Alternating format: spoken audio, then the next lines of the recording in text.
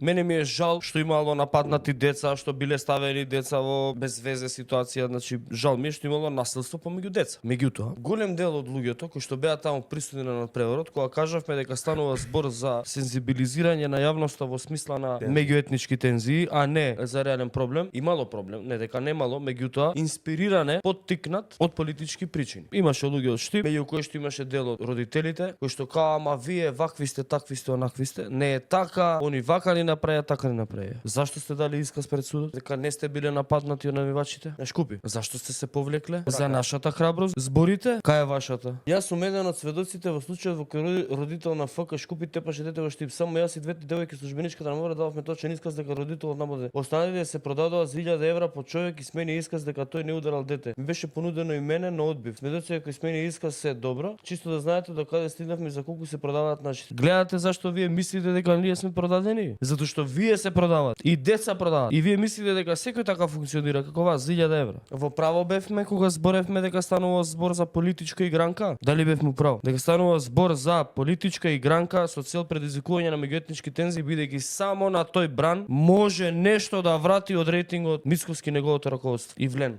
Пошто Шкупи е неизет. Излеговме во право. Останалите се продадоа за 1000 евра по човек и смени исказ дека тој не ударал дете. За 1000 евра. За 1000 евра.